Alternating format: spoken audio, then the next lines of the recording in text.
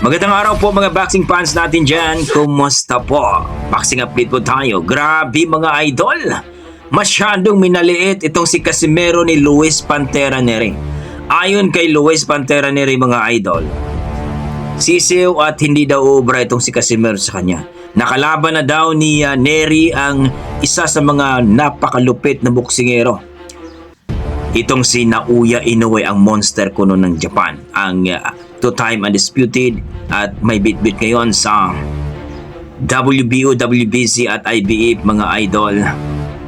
Dito po sa 122 pounds. Ayon kay Luis Pantera Nery, kung matuloy daw ang laban nila dito ngayong April 18, one round pa lang daw mga boss ay siguradong pagagapangin daw ni Nery itong si Casimero. Oo, aminin daw niya na itong si Casimero naging 3 Division World Champion. Pero wala pa daw napatunayan itong si Casimero dito sa 122 pounds. Kumbaga mga boss, hindi pa daw nag-champion itong si Casimero dito sa 122 pounds. Pero itong si Nery daw ay nag-champion na daw ito. At ang kasalukuyang undisputed at may hawak ng titulo no, dito sa Super Bantamweight Division ay na-knockdown daw niya. So, si Naoya Inoue yan mga boss. So, kumpiyansa itong si Nery, no? Itong isa sa pinakamalupit sa Mexicano, no? Itong si Luis Pantera Nery na tatalunin ng ating pambato mga boss, no? At ayon sa ating mga boxing fans, ito ay isa sa mga hindi talaga joke na kalaban ni Casimero itong si Nery. Maaari daw talaga na ang mga pinagsasabi ni Nery ay sigurado talagang matutupad yan.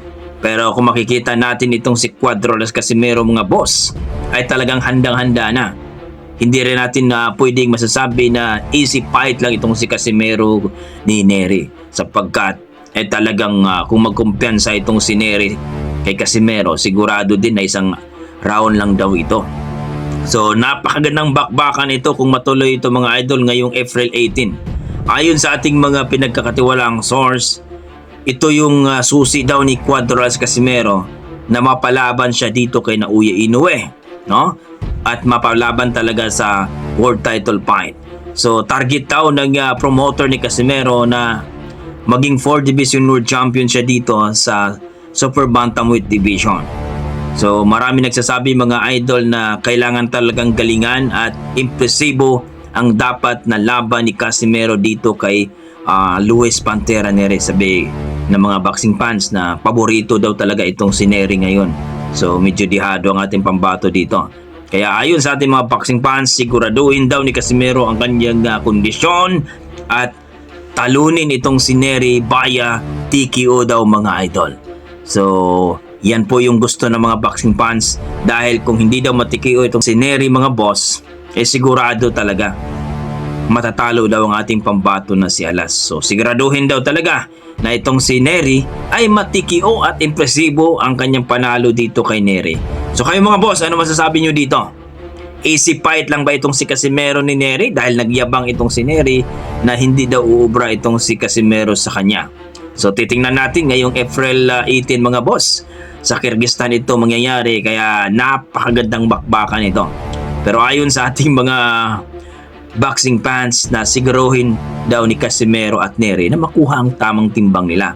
Baka mamaya mag-overweight pa sila. So please comment down below mga idol kung ano po ang inyong mga opinion dito sa ating video. Maraming salamat. Ingat po kayo lagi. Oh shit!